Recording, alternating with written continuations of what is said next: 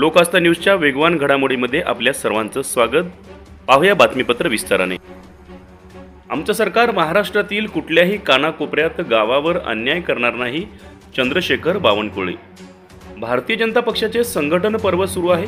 मी आणि आमचे सहकारी अध्यक्ष रवींद्र चव्हाण 18 तारखेपर्यंत राज्यातील सर्वच विभागामध्ये भारतीय जनता पक्षाचे 1.5 कोटी सदस्य संख्या असलेल्या पक्ष आम्ही संकल्प केलेला आहे।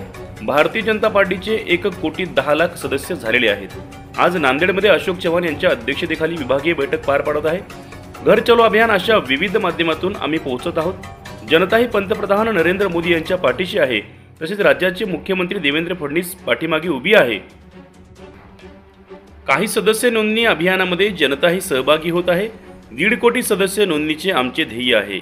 मराठवाड्याच्या या दौऱ्यानिमित्ताने ते पूर्ण होईल। त्यांनी नांदेड येथे पत्रकारांशी संवाद साधला। ते म्हणाले,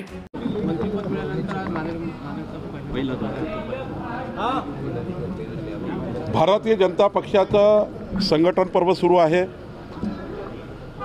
मी आणि आमचे कार्यकारी अध्यक्ष रवी चव्हाणजी 18 तारखेपर्यंत राज्याच्या सर्व विभागामध्ये भारतीय जनता पक्षाचे 1.5 कोटी सदस्य संख्या असलेला पक्ष आम्ही याचा संकल्प केला आहे। भारतीय जनता पार्टीचे 1,10,00,000 सदस्य झालेले आहेत, प्राथमिक सदस्य झालेले आहेत।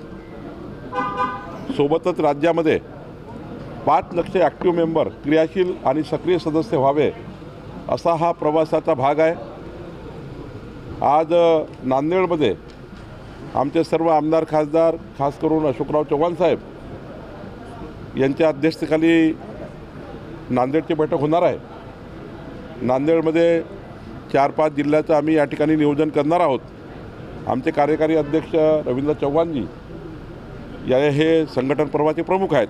मला असं वाटतं की जो आम्ही निश्चय केला आहे 1.5 कोटी सदस्य संख्या असलेली भाजपा, ज्या पद्धतीने आम्ही जनतेमध्ये जातो आहे, घर चलो अभियान करतो आहे, रस्त्यावर पांटेल्यावर चौकामध्ये सदस्यता अभियान करतो आहे, जनताही माननीय प्रधानमंत्री मोदी यांच्या मागे उभी आहे। जनताही आमचे राज्याचे नेतृत्व देवेंद्र यांच्या मागे उभी आहे। आणि जेव्हा आम्ही सदस्यता अभियानाकडे जातो आहे घरोघरी, तेव्हा खास करून जनताही या सदस्य अभियानामध्ये येण्याकरता उत्सुकतेने भाग घेता हे या ठिकाणी महत्त्वाचं आहे। आणि खऱ्या अर्थाने आमचं जे 20 तारखेपर्यंत आम्ही विचार केला आहे 1.5 कोटी सदस्य संख्या आम्ही पूर्ण करू। मला वाटते आजच्या दौऱ्यामध्ये मराठवाड्यामध्ये सुद्धा एक चांगला सदस्यता अभियान सुरू होईल। नितेश राणे म्हणाले की विरोधी पक्षातील कार्यकर्त्यांना सरपंचांना निधी मिळणार नाही। कालच बोलले यावर। हा फंडा खरं तर उद्धव ठाकरे यांचा होता। जेव्हा उद्धव ठाकरे मुख्यमंत्री होते त्यांनी अलिखित आदेश काढले होते त्यांच्या मंत्रिमंडळाला की भारतीय जनता पार्टीचा कुठलाही आमदार जर मंत्र्याकडे आला तर कुठल्याही आमदाराला, भाजपच्या आमदाराला कुठलाही पैसा द्यायचा नाही, कुठलाही निधी द्यायचा नाही, असं अलिखित आदेश उद्धव ठाकरेंनी काढले होते।